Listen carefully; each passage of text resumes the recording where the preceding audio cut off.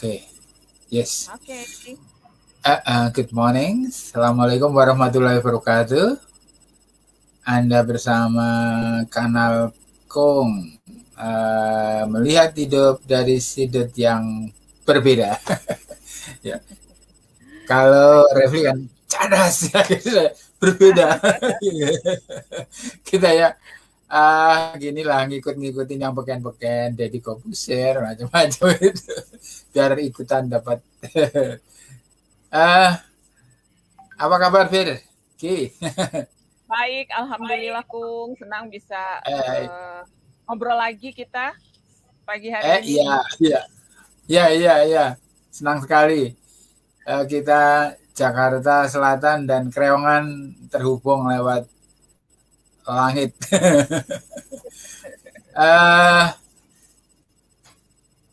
Waalaikumsalam, ini ada tamu ini kayaknya. Ya. Yes. Ya, masuk silakan. Ya. Sebentar. Nah, ini ada tamu saya ini. Gimana? Mau lihat lokasi. Rencana kalau cocok sama anak mau disewa. Mau dipakai acara. Dari mana? Dari YIN. Oh iya, silakan. Ya. Oke. Sebentar. Silakan ya. Aku online. Enggak apa-apa. Boleh. Wah, ya. Mau ada yang berkunjung ya? Ya.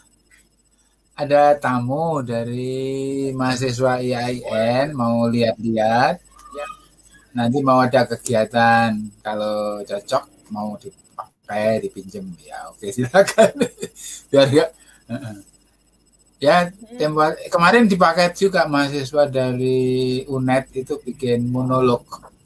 Jadi ada satu tempat di sana yang pergi kan pernah ke sana juga kan ya?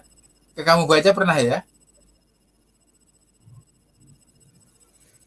Kalau belum kebetulan waktu itu teman-teman forum TBM ya, pengurus yang iya, lain, forum itu nggak ikut ya? Oh, Bude Keswanti, email kemudian rame-rame. Mereka yang main terus panahan di sana Sekar ya Sekar Hamdi. Ya alhamdulillah. Dua presiden sudah pernah ke sini. Iya. Kang Ope aja di dikit. Nanti tak kumpulin teman-teman. Belum ya, nanti saya sama Kang Ope ke sana. Iya. Baik. Sahabat-sahabat kanal Kong dan ini warga RT 01 RW 08 ini saya sudah share di sana.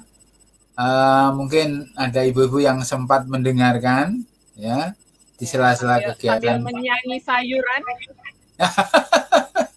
Sambil menyanyi sayur. Ya, menyanyi apa gimana? Menyanyi. Jadi menyanyi dulu. Iya, tapi ini masih pagi. Yes. Oke. So, sorry. Gimana? Kalau misalnya jadi di sini, kira-kira biaya ini berapa? Gampang deh nanti. Jadwalmu. Kamu perlu kepastian ya? Iya, soalnya kan mau dilembutkan. Oh, gitu. 19 sama 20. Kamu punya WA saya? Belum. Coba tulis aja nanti di situ ya. 081 336 608 08 708. Kamu tulis nanti kapan, lalu kebutuhannya apa, nanti tak anukan ya. Monggo. Iya. Iya. Waalaikumsalam.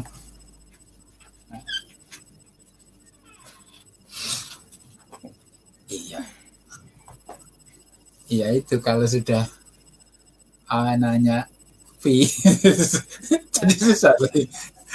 Gimana ya sudah ya. Jadi ini warga RT kita ini tinggal di RT 1 RW 8 ya. Kemudian memang beberapa waktu itu Karang Taruna juga sudah punya ide gini. Tapi biasalah anak remaja itu kalau punya program kan kayak apa ya, grek itu sudah itu awal-awal bagus, ramai, sudah itu hilang ya, sudah apal banget tuh. Soalnya saya sendiri juga begitu dulu. Iya. Nah, iya, dan apa namanya, memang agak susah juga ya merubah perilaku untuk lingkungan itu, memang tidak mudah, sehingga kita butuh lah ide-ide kreatif. Kenal Nina Nonci? Nina Nonci yang di Serang ya, Kung ya? Iya. Kenapa? Itu dia. Suatu ketika itu kejutan, dia mampir ke sini. Saya Nina kok, loh. Karena ternyata dia punya saudara di sini, teman saya itu. Oh, ya. Akhirnya dia teman ya. Dia kan aktivis lingkungan juga kan ya. Aku waktu itu tanya gimana. Bagian literasi juga sih. Iya, aku tanya bagaimana. Oke, nanti saya kasih Kong. Bukan Pak saya bukan Kong. Pak, saya belum Kong waktu itu, masih Pak. Nah, tahu-tahu dia ke sini, lihat aku punya buku apa namanya, pop up Star Wars. Dia mewek-mewek itu. Aduh, aku pengen ini gitu. Oh ya, itu kan oleh-oleh anakku dari Jepang dulu waktu dia dapat beasiswa dulu. Pulangnya tak pesani, Kong belikan ya, buku pop up. Itu dapat itu apa namanya, Star Wars. Keren banget tuh. Ya. Terus dia lihat itu, aduh ini ya. Terus Kak Nonci itu salah satu yang saya ketemu sekali di Serang. Kebetulan kalau saya dan teman-teman di Melati, kita punya kebiasaan kalau makan di salah satu restaurant gitu, kita lalu menaruh piring di tengah. Maksudnya untuk agar pelayan yang akan membereskan meja setelah kita berantakan makannya setelah makan. Jadi kita membiasakan merapikan makanan di tengah. Iya. Tapi Kak Nonci ternyata lebih luar biasa dari apa yang saya lakukan. Dia membawa tray-nya ke rak tray, kemudian sampahnya dibuang ke tengah dan piringnya ditaruh di tempat piring gitu loh. Jadi kemudian kayak, oh ternyata kenapa nggak melakukan itu ya gitu. Jadi akhirnya saya juga melakukan hal yang sama yang dilakukan Nonci, dan sekarang kita bisa mulai melihat di misalnya di KFC gitu kan, memberes bekas makananmu sendiri gitu, yang seperti itu. Jadi itu satu kebiasaan-kebiasaan yang mulai kita lakukan, dan itu sudah dilakukan oleh Kak Nonci, dan kemudian saya mengikutinya secara tidak langsung. Itu sih pengalaman saya makan Nonci waktu di ketemuan di Serang tempo hari gitu. Iya. Jadi ya, banyak ide-ide kegiatan seperti itu yang unik, yang orisinal kita dapatkan dari banyak kalangan ya, terutama video-video misalnya. Sekarang. Iya, ya itu sebetulnya menginspirasi, dan mungkin alih-alih menggunakan slogan ya, video-video contoh-contoh seperti itu lebih efektif ya. Saya pernah gini, saya kan guru juga di SMK ya. Aku lihat perilaku murid juga, guru juga, itu dalam hal kebersihan ya, dan itu memang kadang-kadang ya memprihatinkan ya. Gimana sih caranya, sudah ada tulisan dilarang membuang sampah di sini, jagalah kebersihan, kok masih nggak efektif gitu. Terus aku bikin gini, Fer, bikin kayak sertifikat. Nah ya, WC ini sudah mendapat penghargaan dari Departemen Kesehatan WHO karena kebersihan ini. Terus tanda tangan di bawahnya itu dibuat kayak betul-betulan WHO gitu ya, World Health Organization ya, atau apapun ya. Terus tak tanda tangani, tak bingkai, tak taruh di situ. Cuman ya karena ini karena kegiatan spontan yang kayak nggak ada yang melakukan. Iya, ikut menunjang ya sudah, kembali gitu aja ya. Jadi ya kadang-kadang ya itulah seperti itu. Kalau selama ini sebetulnya gini, menyadarkan masyarakat di sekitar kita itu memang harus dimulai dari diri kita sendiri. Terus iya, betul. Dan kita harus menyadari banyak fakta-fakta yang mungkin kita pernah baca ya, bahwa penduduk dunia ini sekarang itu menghasilkan 500 miliar kantong plastik sekali pakai dalam setahun. Dan rata-rata kantong plastik itu hanya dipakai 15 menit. Jadi kalau misalnya nih kita belanja ke warung, beli botol minuman, beli apapun selalu dikasih kantong plastik. Dan itu ketika sampai di rumah nggak sampai 10-15 menit kantong plastiknya sudah tidak digunakan lagi kan? Jadi banyak yang seperti itu. Jadi artinya 1 juta plastik itu digunakan setiap menit di seluruh dunia, atau sekitar 150 tas plastik itu kita gunakan untuk setiap orang selama setahun di bumi ini. Termasuk sampah-sampah plastik itu ya, termasuk botol plastik, terus botol plastik, straw, sedotan. Bahkan sedotan itu cuma selama kita minum aja kan. Ketika selesai, kemudian udah terbuang percuma. Termasuk botol plastik. Jadi 5 botol plastik yang dipakai itu cuma 1 yang di recycle jumlahnya. Jadi sebetulnya kita ini dalam kondisi darurat sampah ya, terutama sampah-sampah plastik. Jadi saya pernah juga pergi ke Pulau Seribu, masih di area Jakarta, tapi di Pulau Seribu. Jarak antara daratan Jakarta ke Kepulauan Seribu itu, di tengah-tengah itu kita bisa menemukan kayak semacam pulau yang ngambang, itu isinya sampah plastik semua. Jadi seperti sampah plastik, tapi jadi pulau gitu, pulau plastik. Ya, pulau plastik, ya. Nah, ketika kita melihat itu, melihat dengan mata kepala sendiri, itu pasti kita akan mulai merasa ngenesnya, kok begini amat gitu loh. Terlebih jika kita kemudian tahu fakta-fakta yang lebih mengenaskan lagi. Jadi kayak sampah plastik yang di lautan itu bisa mencederai hewan-hewan di lautan, seperti penyu. Iya. Ada penyu yang nelen plastik tuh ya. Betul, atau yang lainnya gitu. Sebetulnya itu masalah-masalah yang bisa dilihat oleh kasat mata. Sedangkan yang tidak dilihat kasat mata adalah bahaya dari mikroplastik. Plastik itu kan sebetulnya tidak bisa terurai dengan sempurna ya. Mereka akan menjadi butiran-butiran kecil mikroplastik yang justru berbahaya juga buat manusia. Misalnya mikroplastik itu dimakan oleh hewan-hewan yang ada di lautan, kemudian hewan-hewan yang di laut itu kemudian mungkin kita makan.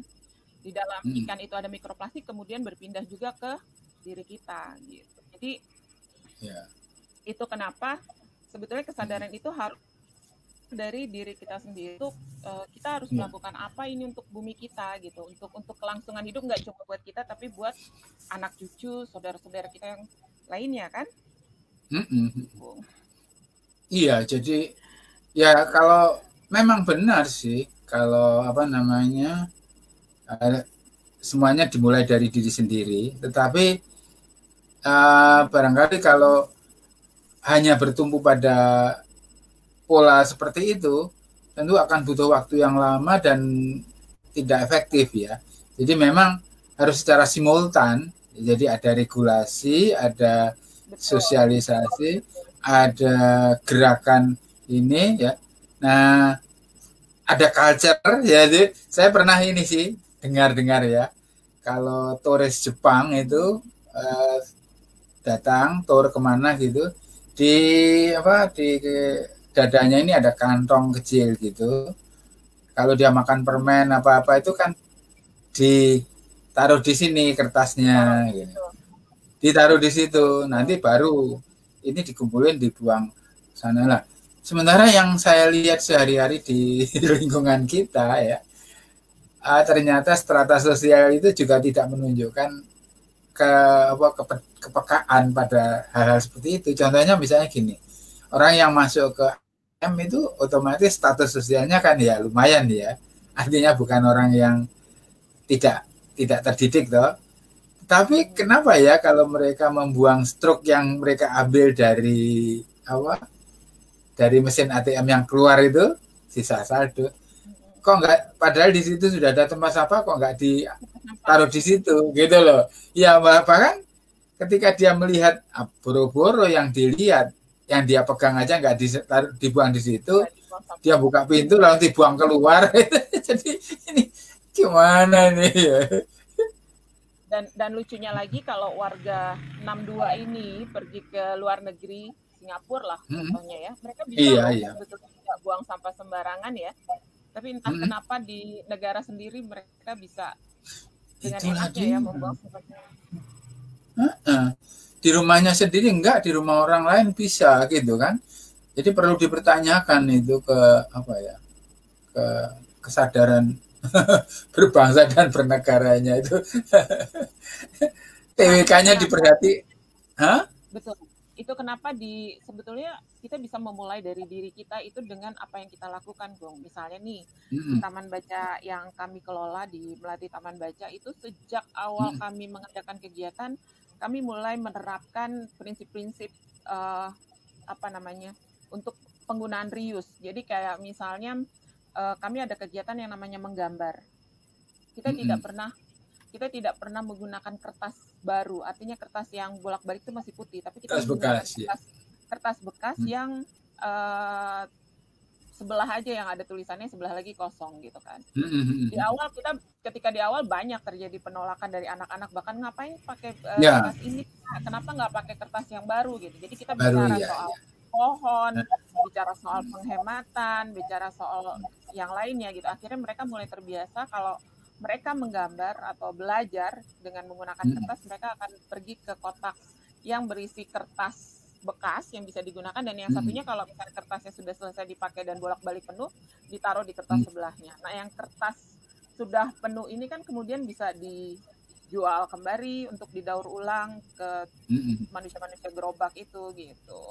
Jadi memang sebetulnya faktor kebiasaan. Jadi kita sih berharap kalau mereka terbiasa melakukan itu, dan akhirnya mereka juga akan terbiasa melakukan hal-hal yang lain.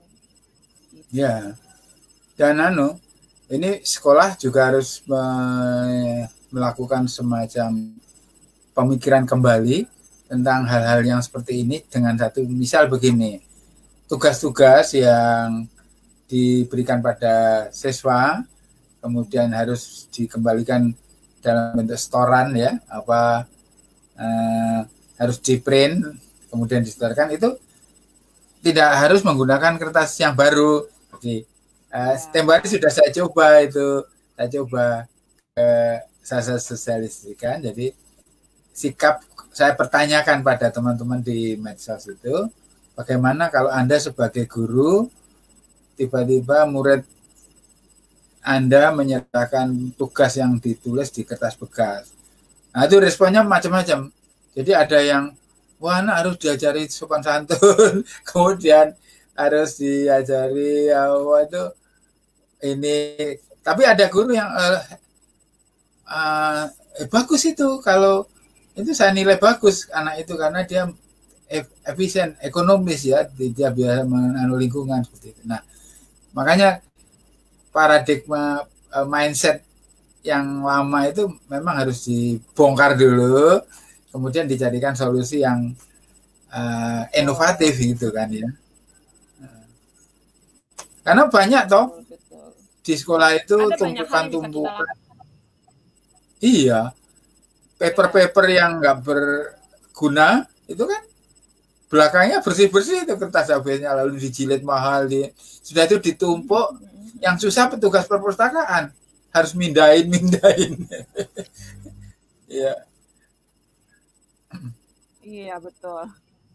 Ada banyak hal yang bisa dilakukan loh, Kung, untuk mengurangi sampah sebelum masuk ke tempat pembuangan sampah akhir. Bahkan misalnya kita sendiri bisa mengurangi hampir 50-70% sampah yang kebuang. Jadi kita nggak ngebuang sampah banyak lagi gitu loh. Jadi yang sampah dibuang ke tempat sampah itu adalah yang benar-benar sampah gitu loh. ada banyak memang yang bilang Iya. gini, loh, berarti mengurangi rezeki para pemulung dong. Ya Pemulung. enggak juga sih gitu. Kalau di Jakarta Ya, jadi itu kayak semacam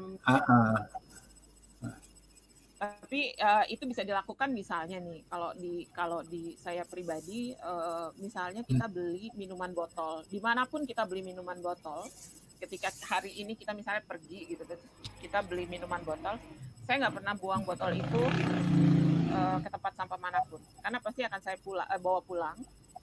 Jadi berapapun, misalnya saya beli 1 atau 2 gitu, itu saya bawa pulang. Tapi sampah saya sendiri ya, karena saya bertanggung jawab pada sampah saya sendiri, saya bawa pulang.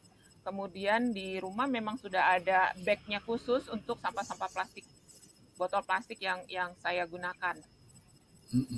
Saya mencoba untuk mengurangi, tapi karena satu dan lain hal belum ada yang namanya dispenser dispenser untuk botol ya. Jadi kalau kita mau beli, kita bawa minuman dari rumah, tetap aja kalau keluar dan nggak ada tempat untuk ambil minuman, kita harus beli kan. Nah itu kan sampah-sampah itu kita bawa pulang. Kemudian nanti kita kumpulkan, karena kebetulan kita juga mengelola bank sampah, yang itu kemudian kita setorkan ke bank sampah. Ini nggak cuma sampah anorganik, jadi semuanya sih, hampir semua sampah. Kayak misalnya beli fresh care atau tolak angin, itu kan ada kardusnya tuh, Kung. Nah, kalau saya itu nggak saya buang, jadi itu memang saya kumpulkan. Jadi dalam sebulan itu sampah-sampah bentuknya kardus, dapat makanan box dari selamatan tetangga, box makanan putih itu, terus kita beli kosmetik, ada kotaknya, ada kardusnya, itu semua dikumpulkan. Jadi tidak dibuang, kemudian dikumpulkan. Itu kalau di istilah bank sampah namanya boncos, dan itu bisa dijual sebetulnya. Tapi memang sebetulnya harus jumlah yang banyak, tapi karena lebih kita peduli mengurangi sampah yang dibuang ke tempat sampah, jadi kami mengumpulkan itu. Gitu. Kalau itu kan untuk sampah anorganiknya. Nah, untuk sampah organik, kalau kami kayak tadi, jadi kalau misalnya nyiangin sayuran, ada kulit buah atau apa, itu kita nggak buang. Kita nggak buang lagi ke tempat sampah, tapi kita ada semacam wadah di belakang rumah itu, wadah yang kita kumpulkan, dan kemudian kita masukkan kebetulan kami punya composting bag.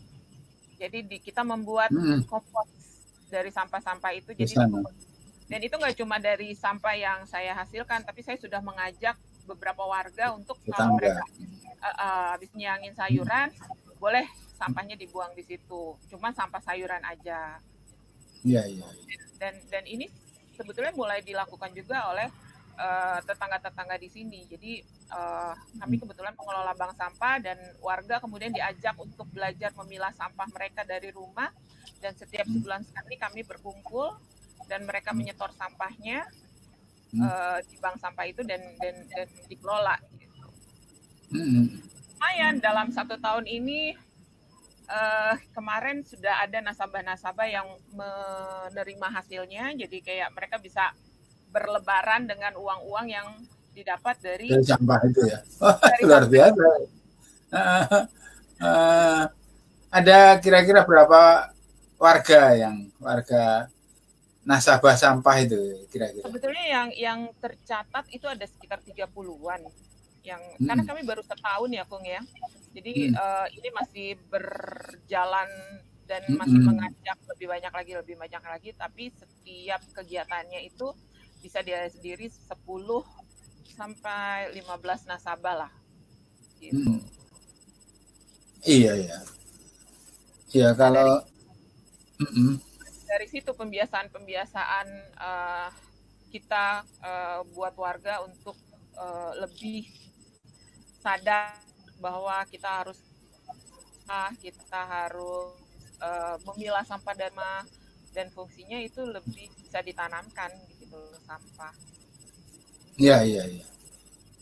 Ya, tempo hari ini saya didatangi mahasiswa dari PLS, pendidikan luar sekolah ya.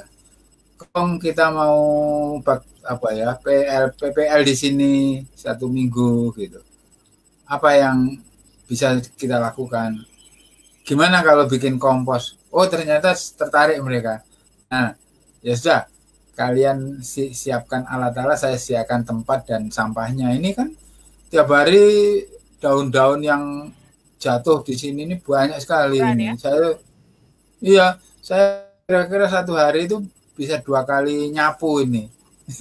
Biasanya kalau musim kemarau seperti ini saya bakar supaya tidak numpuk terus gitu ya. Tapi setelah bercampur dengan tanah dan sebagainya kan bisa juga jadi tanah yang subur ya, bercampur dengan yang lain itu. Nah, kemarin lanjut kok. Iya, sini ada pohon jati, pohon belimbing, pohon apa lagi nih? Bunga-bungaan itu ya kalau sudah musim hujan itu yang agak susah kan, karena dia tidak kering karena hujan, dibakar juga susah. Nah itu akhirnya numpuk dengan sampah-sampah yang lain. Jadi ya kalau sampah yang plastik itu memang kadang-kadang ada yang ngambil gitu ya.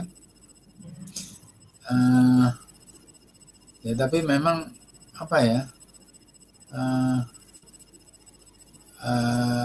menjadi beban juga itu kalau tidak sistematik dan ini ya.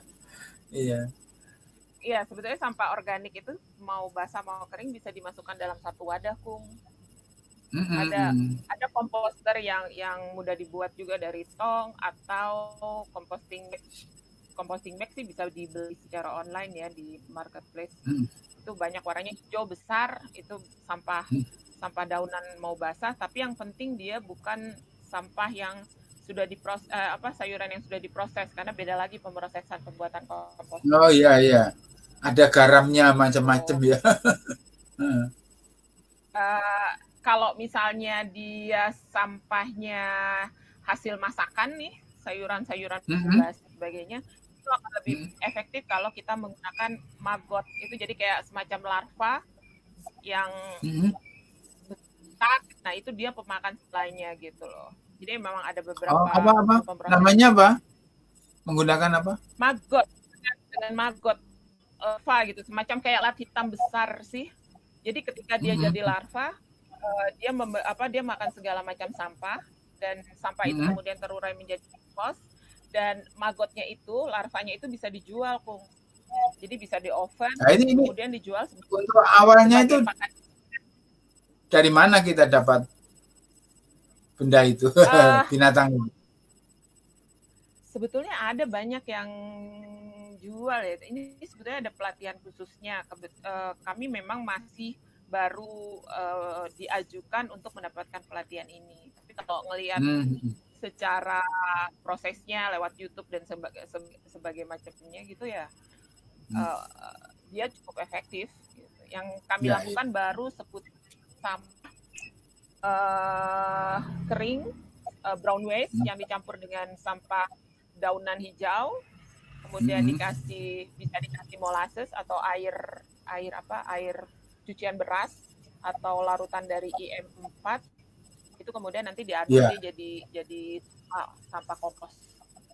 Iya. Kita tiap hari ya itu yang dilakukan para mahasiswa itu. Cuman nggak berlanjut karena ada airnya. Kenapa? Karena memang butuh komitmen dan konsisten. Iya, benar. Kalau hanya sesaat begitu ya nggak efektif memang.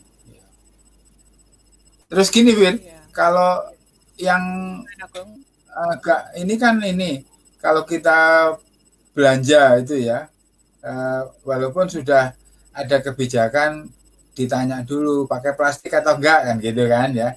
Kalau plastik ada membayarnya berapa, 100 apa 200 rupiah kan gitu. Nah, tapi kan tidak terhindarkan kalau saat itu kita nggak siap itu selalu ada kantongnya, sehingga nggak sadar itu kita di rumah itu tumpukan plastiknya sudah banyak sekali gitu kan. Mau dibuang sayang, mau nggak dibuang itu beban ya. Nah, kan ada solusi misalnya dengan membuat tas itu ya, tas kain namanya itu tas yang dari kain itu Aduh, lupa saya. Dan di toko juga dijual yang artinya itu dipakai berulang-ulang. Nah, yang menarik kan di Jepang itu kan ada namanya apa itu? Yang dia hanya bawa selembar kain, ya. Kemudian ditaruh di counter, barangnya ditaruh di situ, kalau dilipat bagus sekali, dipangku di rumah, dibawa pulang dalam bentuk itu. Kalau di tradisi kita itu kan ada namanya apa? Halo, ini kayaknya stack gitu ya. Siaran kita.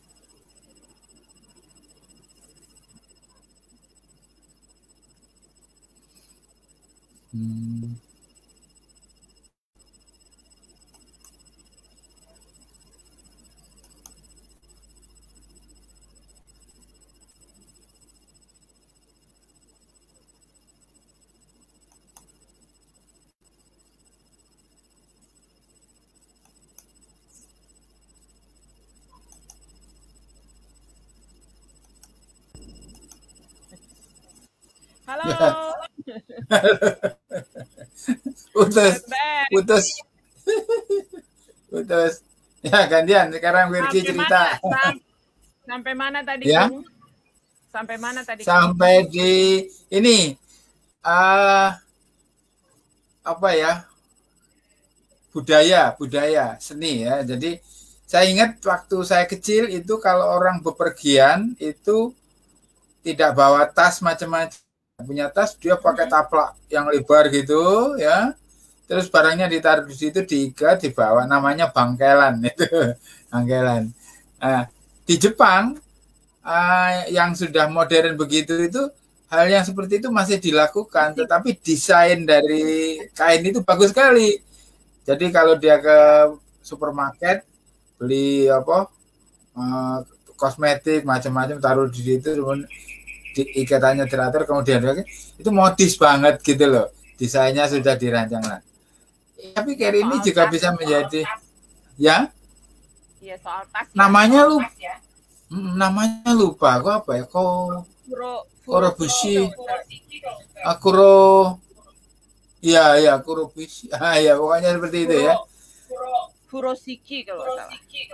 Furoshiki ya. Nah, itu kan kita punya batik, punya tenun, punya apa jimpitan, ya itu tinggal ini aja. Cuman perlu ditambahi sesuatu yang apa ya, bagian yang memudahkan dia untuk melipat, tidak susah sulit. Jadi thread, misalnya seperti itu ya. Nah, saya pikir ini kan solusi. Jadi praktis, ditaruh di tas, nanti kalau mau belanja dikeluarin.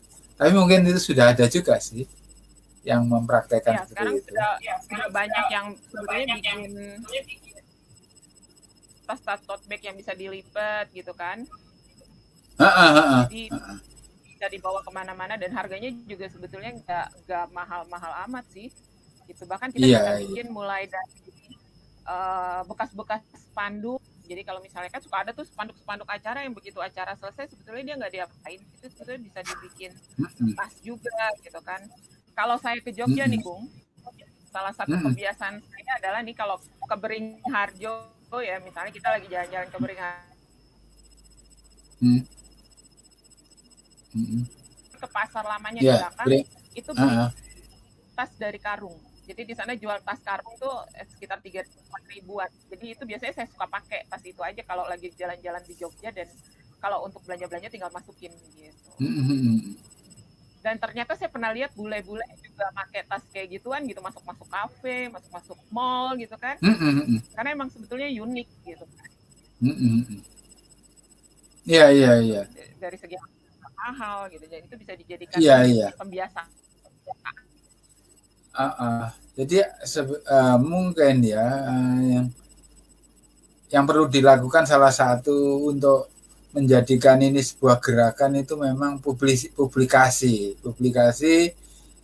ya, berbagai macam publikasi. Misalnya kita punya departemen apa ya yang berkaitan dengan ini, apa kira-kira yang berkaitan dengan lingkungan hidup apa misalnya, lalu lingkungan hidup, departemen Kominfo ya, itu membuat poster-poster kecil yang kreatif, yang unik, menarik tentang hal-hal ini yang ya saya pikir daya tarik sebuah desain itu kan kalau ditangani secara benar bagus oleh ahlinya. Kan kita punya banyak universitas seni, ISI Jogja, ISI mana ya, ITB macam-macam. Kenapa mereka berilah kesempatan untuk mendesain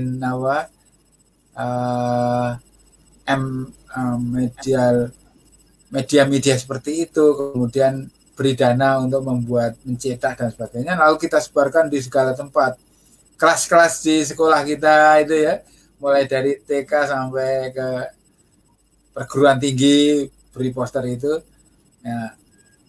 ya beri kesempatan lah perusahaan-perusahaan itu untuk bicara soal sponsor, bicara soal kampanye nih, bicara soal kampanye lingkungan hidup ya, saya bisa cerita saat ini masih berlangsung hingga bulan Agustus. Itu ada pameran namanya bentar, ada iklan lewat. Ada pameran judulnya Bumi Rumah Kita, itu diselenggarakan di Senayan City, salah satu mall besar lah ya di Jakarta. Mereka sebetulnya mengemas ini dengan cara yang bagi saya sangat-sangat menarik gitu kan.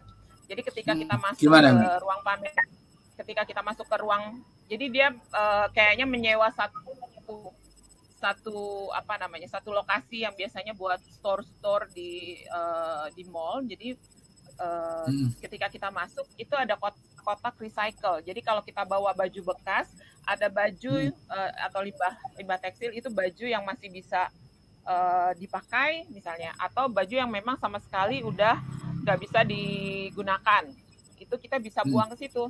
Jadi kalau misalnya baju yang bisa dipakai, kita di satu kotak, terus kalau yang sudah rusak atau sudah tidak bisa digunakan di kotak yang lain. Kalau kita bawa botol plastik ada kotaknya, kalau kita bawa kayak semacam kantong plastik juga ada kotaknya. Jadi itu yang mereka nanti akan recycle. Kemudian kita akan masuk ke dalam, dan di dalam itu ada semacam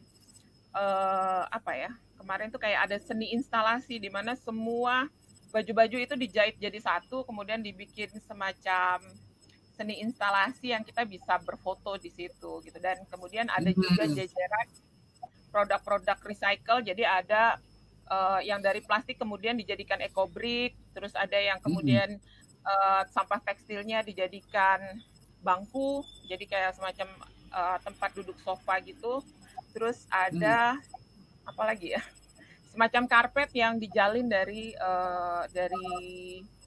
limbah tekstil. Di sana juga ada pemutaran video itu seputar mengenai sampah juga, yang bikin awareness gitu loh, awareness buat para pengunjung. Nah, mungkin ini sebetulnya salah satu strategi untuk mengajak kaum milenials yang mungkin biasa pergi ke mall atau kaum yang menengah ke atas untuk lebih aware.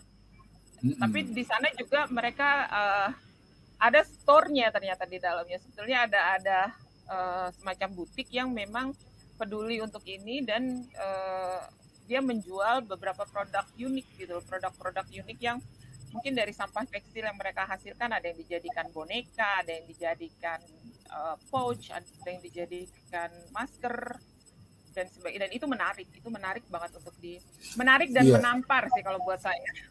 Menarik karena membuat kita termotivasi, menginspirasi, tapi menampar karena kemudian kita dikasih fakta-fakta yang memang sangat mengenaskan gitu seputar sampah gitu.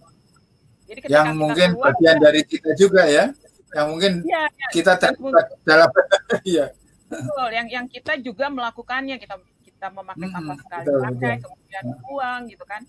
Ya itu kenapa akhirnya saya mulai pelan-pelan merubah pola hidup saya untuk lebih aware nih kalau misalnya kita menggunakan sampah plastik gitu loh. Karena memang sampah di luaran itu cuma 9% Bung yang di recycle. 12% dibakar, dan sisanya itu yang berada di mana-mana, berada di daratan, di sungai, di lautan. Coba bayangkan, hampir 79% itu sampah yang tidak diapa-apain gitu, yang bahkan yang kita sudah melakukan sesuatu itu, kita sudah mengumpulkan sampah, ditaruh di bank sampah, itu baru nggak sampai 10% gitu loh. Makanya ketika saya ke mall itu, bahkan sebelumnya lagi kita pernah nonton Pulau Plastik. Jadi belum lama itu ada semacam Pulau Plastik tentang gerakan mengurangi sampah plastik. Itu mulai dari yang sedotan, botol, segala macamnya, itu bahkan bisa bikin orang-orang yang ada di bioskop, karena pas lagi mau buka puasa, ketika kita buka puasa dan di depan ada yang tadinya dikasih sedotan, itu mereka nggak berani pakai. Iya. Betul. Akhirnya saya sih lebih suka kalau beli minuman itu kita memang nggak pakai, kita udah lama nggak pakai sedotan, jadi sedotannya pasti utuh gitu dengan covernya gitu kan. Jadi kita lebih suka minum langsung dari botol atau minum langsung dari gelas. Iya, lagian kita nggak pernah tahu ya plastik untuk pembuatannya itu gimana gitu ya, dari daur ulang juga kan, warnanya merah, hitam, biru gitu kan ya. Kecuali yang putih ya. Iya, terlepas dari itu juga sih ya. Iya. Nah, terkait dengan itu, memang makanan mungkin kontributor yang signifikan dalam hal limbah itu, karena bungkus-bungkusnya itu ya. Nah, kalau kita melihat masa lalu kita yang waktu kecil itu kita makan nogosari, lemper, gitu, lepat, semuanya terbungkus dengan daun-daun lontong ya. Tetapi itu pun sekarang mengalami perubahan juga, karena beberapa lemper itu dibungkus dengan plastik yang kayak daun pisang kan begitu. Jadi kadang-kadang kan kita tertipu, loh ini kayaknya daunnya daun muda banget gitu ya, ternyata ya. Jadi apa ya, sebetulnya ya ini lagi-lagi mimpi-mimpi yang mudah diucapkan tapi sulit dipraktekkan. Itu anak-anak kita juga tidak begitu suka dengan makanan tradisional. Kalau jajan mereka pilih yang dalam bungkusan plastik yang apa ya, seperti itu kan, aluminium foil macam-macam itu. Ketika mereka diberi nagasari, kemudian bikang, kemudian itu mereka sudah nggak ini. Nah, apakah yang seperti ini bisa menjadi inspirasi untuk pendidikan lingkungan ya? Artinya bagaimana sosialisasi makanan tradisional bagi anak-anak dalam konteks kelestarian alam ya, karena kalau kita butuh banyak daun pisang, tentu petani pisang juga tidak akan membuang daunnya itu semena-mena ya. Kemudian kalau kita butuh bikin makanan tertentu yang dibungkus daun waru, itu kan ada yang daun waru, daun apa lagi? Daun bambu. Ada loh makanan yang dibungkus dengan daun bambu itu. Nah, itu kalau dari sisi dari daun jambu. Kalau di Kuningan itu ada tape yang isinya di dalam. Oh iya. Di tempatku ada tape yang dimakan dengan tetel. Tahu tetel ya? Enggak Kung. Tetel itu ini ketan ya, ketan yang di apa ya di anukan gitu sampai padat lalu dibentuk pesagi-pesagi. Nah, kemudian makannya begini di wadah daun pisang, tetelnya ditaruh di bawah, di atasnya itu diberi tape hitam, ketan hitam. Nah itu ada itu seperti itu. Tapi sekarang nggak ada lagi. Orangnya yang jualan itu sudah meninggal kayaknya. Suka keliling gitu. Tapi sebetulnya ya balik lagi ke soal pembiasaan. Jadi bukan anak-anak sekarang nggak mau, tapi karena mungkin nggak ada atau tidak dibiasakan. Buktinya ya. Atau mahal ya. Oh iya. Atau mahal mungkin. Atau memang sudah tidak ada yang menjual di sekitarannya. Tapi keponakan-keponakan saya ada yang memang sebetulnya lebih suka makanan tradisional gitu loh. Jadi karena memang dari kecil dibiasakan misalnya makan ketan putih yang ketan dikasih bubuk, dikasih kelapa. Nah, itu mereka suka banget, atau lupis atau apa. Itu karena memang dibiasakan makanan seperti itu dari kecil gitu. Jadi ketika ini ya mereka terbiasa juga sih makanannya yang tradisional gitu kan. Tinggal bagaimana orang tuanya memilih makanannya ya Kung ya. Dan memang sih makanan tradisional lambat laun karena mungkin yang sudah nggak ada, itu yang jadi salah satu masalah gitu loh. Karena akhirnya kita juga untuk bikin semacam snack dengan wadah yang eco friendly itu ternyata memang jauh lebih mahal dibandingkan dengan penggunaan plastik dengan plastik misalnya gitu. Daripada besek satu-satu ternyata besek itu lebih mahal dan lebih mahal ketimbang Mika misalnya kayak gitu. Tapi kemudian karena maksudnya gini, yang kita lakukan adalah mungkin sebagai peduli lingkungan adalah kita nggak berhenti atau tidak menyerah untuk terus mengkampanyekan tentang hal ini gitu. Terbukti ada teman yang kemudian terinspirasi biasa kasih makan untuk untuk anak yatim setiap hari Jumat misalnya. Yang tadinya mereka kasih selalu beli kotak makan baru, sedangkan anak yatimnya kan sebetulnya itu aja. Mulai terinspirasi untuk gimana kalau misalnya aku beli kotak makan aja 2, jadi ketika hari ini dia bawa kotak makan yang warna merah gitu kan. Besok ketika mereka kembalikan yang merah, aku kasih yang hijau gitu kan. Jadi selain hemat, juga mengurangi sampah plastik. Jadi itu sudah mulai tertanam di benak teman-teman untuk melakukan hal-hal seperti itu, Kung. Gitu. Ya betul. Jadi menanamkan sesuatu itu kayaknya lebih bisa masuk lewat jalur fiksi. Jadi mungkin satu saat diperlukan banyak penulisan dengan muatan seperti itu, misalnya boleh ceritanya apa saja tapi di dalam ada muatan tentang kue-kue tradisional ya, perilaku yang eco friendly ada seperti itu, jadi menjadi bagian supaya sambil membaca itu kan ada internalisasi, membaca gini ketika anak-anak membaca bahwa makanan daerah dengan nama-nama kemasannya, karena anak-anak ketika saya tanya ini apa, itu kendi ya, itu mereka tidak tahu namanya. Saya bilang ini dispenser, tetapi yang dari coba sekarang kamu minum air dari kendi. Mereka penasaran juga karena air dari kendi itu kan ada aroma tanah juga toh. Ya. Ini tapi airnya sudah direbus kok, jangan khawatir. Nah, jadi makan dengan pincuk ya, kemudian menanukan dengan kalau ada kue-kue yang ditaruh di tempat kecil namanya sudi, itu klepon, itu biasanya klepon pakai sudi. Terus ngambilnya pakai lidi, biting namanya itu ya. Nah, mungkin itu perlu diperbanyak untuk menghidupkan kembali atmosfer itu ya, sehingga menghidupkan kembali kearifan lokal. Ya, bukan untuk mundur, tetapi justru untuk ngerem kemaju melimpahnya pencemaran ini. Iya, iya. Saya kira kita sudah lama ngobrol ini cukup. Mungkin Ricky punya kegiatan, ada acara apa hari ini, siang ini? Hari ini kebetulan saya dengan teman-teman dari Forum Taman Bacaan Jakarta mau berkunjung ke pesisir Jakarta. Jadi itu daerah yang dekat lautnya Jakarta.